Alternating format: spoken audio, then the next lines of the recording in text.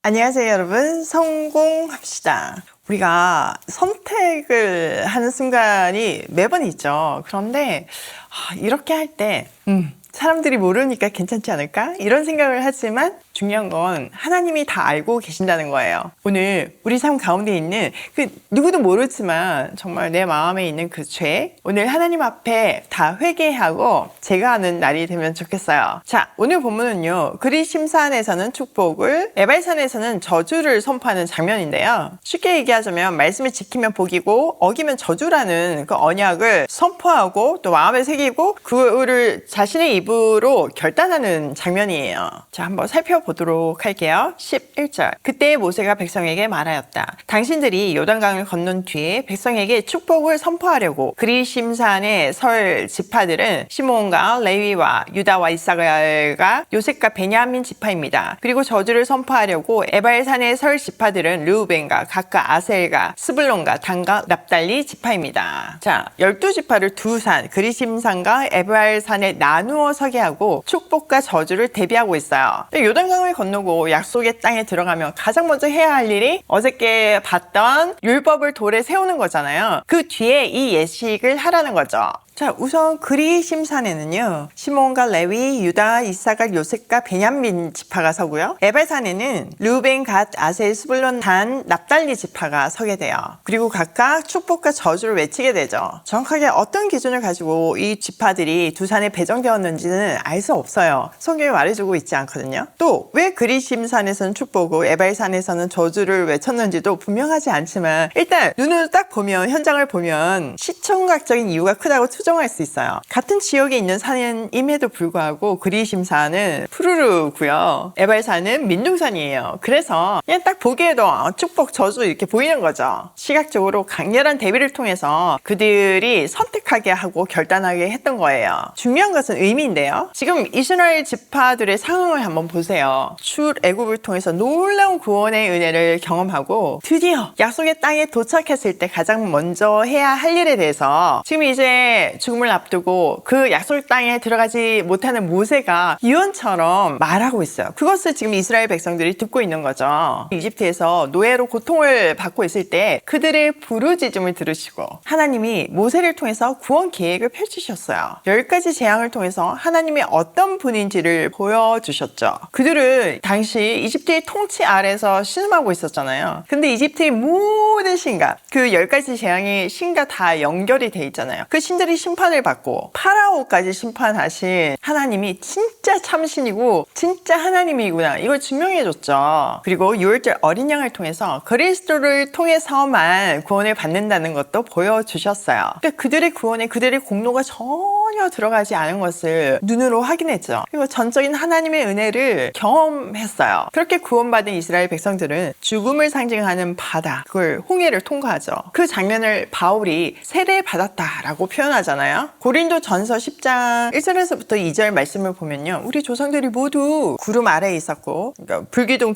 구름 기둥으로 지금 이동시키셨잖아요. 그리고 모두 바다를 지나갔으며 홍해를 지나갔죠. 누구 한 사람도 빠진 사람이 없었어요. 그리고 모두 모세와 연합해서 구름과 바다에서 세례를 받았다고 얘기했잖아요. 그러니까 이 홍해 사건이 세례였음을 얘기하는 거죠. 그러니까 이스라엘의 여정을 영적으로 해석을 하면 출애굽은 죄에서의 구원이라고 볼 수 있고, 홍해는 세례 받음이라고 볼 수 있죠. 그 세례를 통해서 옛사람이 죽었잖아요. 그리고 광야를 통해서 성화 과정을 거쳐요. 세례를 받았으니까 새 사람으로서 갑자기 뿅 하고 완벽한 사람이 되는 게 아니잖아요. 그러니까 계속 다듬어서야 우리가 그리스도의 장성한 분량까지 가니까 그 광야를 통과하게 하시는 거죠. 그리고 드디어 그 약속의 땅 가나안에 도착했는데, 그 가나안은 영원한 안식과 하나님 나라를 상징해요. 이렇게 드디어 그들은 하나님 나라에 도착해서 이제는 하나님 나라 백성대로 하나님 나라 법에 따라 살기로 결단하는 장면인 거예요. 각 나라마다 법이 있잖아요. 로마에 가면 로마 법을 따라야 하는 것 같이 우리는 하나님 나라 안에 하나님 나라 시민이기 때문에 하나님 나라 법 말씀대로 사는 것이 너무나 당연한 사실이었죠. 자, 그 결단을 이제 시각적으로 민둥산이 에발산에서 저주를 외치며, 원래 우리가 이런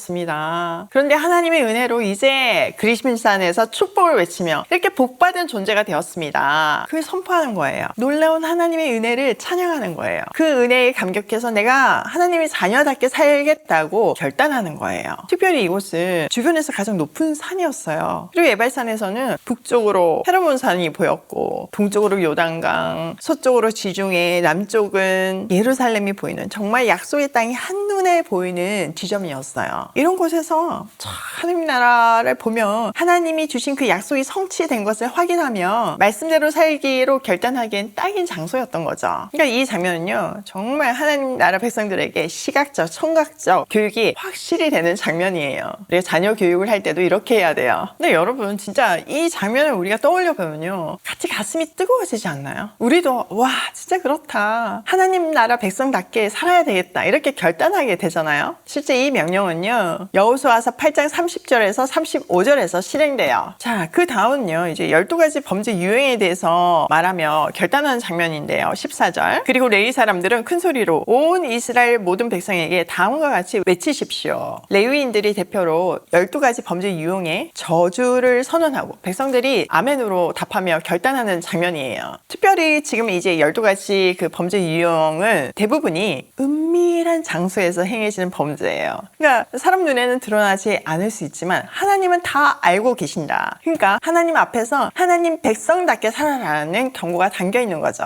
자, 15절. 대장장이를 시켜서 주님께서 역겨워하시는 우상을 새기거나 부어 만들어서 그것을 은밀한 곳에 숨겨놓은 자는 저주를 받는다 하면 모든 백성은 아멘하고 응답하십시오. 자, 첫 번째는 너무나 당연하게 우상 숭배하지 말라는 내용이죠. 이건 하나님에 대한 범죄를 말하고 있어요. 자, 이어지는 16절에서부터 19절까지 이야기는 사회적 범죄에 대한 내용이에요. 자, 한번 살펴볼게요. 아버지와 어머니를 업신여기는 자는 저주를 받는다 하면 모든 백성은 아멘 하십시오. 이웃의 땅 경계석을 옮기는 자는 저주를 받는다 하면 모든 백성은 아멘 하십시오. 눈이 먼 사람에게 길을 잘못 인도하는 자는 저주를 받는다 하면 모든 사람은 아멘 하십시오. 외국 사람과 고아와 가보의 재판을 공정하게 하지 않는 자는 저주를 받는다 하면 모든 사람은 아멘 하십시오. 자, 부모를 업신여기는 자는 저주를 받는다는 내용은 사회의 질서와 평안의 가장 기본이 되는 법이라고 볼 수 있어요. 가정이 화목해야 건강한 사회가 존재를 하잖아요. 또 경계석을 몰래 옮기는 일은 아무도 몰래 비밀리에 남의 재산권을 침해하는 일이죠. 또 눈먼 사람을 잘 인도하지 않는 것은 사회적 약자에 대한 법적인 권리를 침해하는 일이에요. 더불어서 외국 사람과 고아와 가보의 재판을 공정하게 않는 사회적 약자에 대해서 다른 잣대를 가지고 그것을 이용하는 사람, 그런 사람들은 저주를 받는데요. 이렇게 율법은요, 각 개인의 재산권과 권리를 중시하고 있고 특히 사회적 약자에 대한 배려는 기본 의무로 삼고 있어요. 자, 20절. 아버지의 아내와 동침하는 것은 그 아버지의 침상을 모독하는 것이니 그런 자는 저주를 받는다 하면 모든 백성은 아멘 하십시오. 짐승과 교접하는 자는 저주를 받는다 하면 모든 백성은 아멘 하십시오. 자매 곧 아버지의 딸이나 어머니의 딸과 동침하는 자는 저주를 받는다 하면 모든 백성은 아멘 하십시오. 장모와 동침하는 자는 저주를 받는다 하면 모든 백성은 아멘 하십시오. 자, 성적인 범죄에 대한 내용이에요. 좀 읽기에도 불편한 이 내용은요, 가나안 문화의 특징이었어요. 특히 21절에 짐승과의 교접은 종교 예식 중에 하나였죠. 그러니까 하나님은요, 이렇게 문란하고 비윤리적인 가나안의 문화와 종교를 따르는 것을 철저히 금지하고 계세요. 어떻게 이런 일이 쉽지만요. 사실 이런 뉴스들 우리 매일 접하지 않나요? 외국에서 막 동물과 결혼하겠다는 그런 사례들이 있고, 뭐 이런 근친상간은 우리나라에도 비일비재하잖아요. 전 세계에 정말 세상 문화, 이 가나안 문화가 하나님이 극히 싫어하시고 혐오하시는 그런 문화가 편만하다는 거예요. 문제는 종교가 문화라는 가면을 쓰고 우리들 속에 스물스물 들어와서 우리 자신뿐만 아니라 우리의 자녀들을 위협하고 있다는 사실이에요. 정말 똑바로 껴있지 않으면 우리도 모르게 그 우상 숭배의 문화에, 가나안 문화에 동참할 수 있어요. 우리가 말씀 앞에 서야지만, 말씀을 제대로 알아야지만 분별할 수 있고 하나님 자녀답게 살 수 있어요. 자, 24절. 이웃을 암살하는 자는 저주를 받는다 하면 모든 백성은 아멘 아멘 하십시오. 뇌물을 받고 죄 없는 사람을 죽이는 자는 저주를 받는다 하면 모든 백성은 아멘 하십시오. 자, 이거는 사회적 범죄에 대한 내용이죠. 이웃사람을 암살하거나 뇌물을 받고 죄 없는 사람을 죽이게 하는 사람 또한 사회적 살인으로 간주하고 있어요. 그러니까 뇌물 받아서 다른 사람을 공경에 처하는 것, 그게 사회적 살인이라는 거죠. 자, 26절. 이 율법 가운데 하나라도 실행하지 않는 자는 저주를 받는다 하면 모든 백성은 아멘 하십시오. 자, 말씀대로 살지 않은 것은 하나님에 대한 범죄래요. 그러니까 율법 중에 하나라도 지키지 않으면 그 자체가 하나님께 범죄래요. 그러니까 율법에 근거하면 율법을 하나만 어겨도 단 한 번만 일생에서 범죄해도 하나님께 범죄해서 저주를 받는 인생이 된다는 거예요. 자, 그렇다면 누가 그 율법을 다 지킬 수 있겠어요? 그게 바울의 고민이었잖아요. 바울은 갈라디아서 3장 13절에서 그리스도께서 우리를 위해서 저주받은 사람이 되심으로 해서 우리를 모든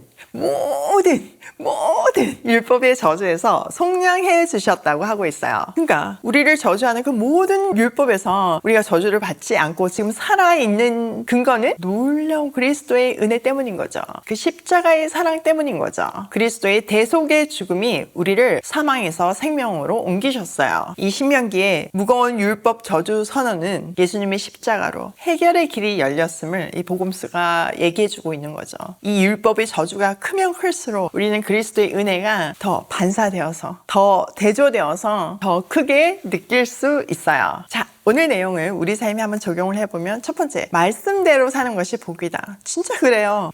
아무리 강조해도 지나치지가 않아요. 말씀대로 사는 것이 가장 인간이 행복해질 수 있는 방법이고 그 자체가 복이고 그 자체가 특권이에요. 두 번째, 은밀히 행하는 죄도 하나님은 다 아신다. 하나님을 소개를 줄 수 있는 방법은 없어요. 그렇기 때문에 우리 안에 있는 그 은밀한 죄, 오늘 하나님께 다 털어놓고 회개하고 죄 목록에서 삭제하는 우리가 되기로 해요. 세 번째, 그리스도 안에 길이 있다. 이 율법의 저주에서 벗어날 수 있는 길은 유일해요. 바로 그리스도 안에 그의 십자가의 공로로 말미암아 우리에게 사망에서 생명으로 옮길 수 있는 길이 생긴 거죠. 방법은 두 가지죠.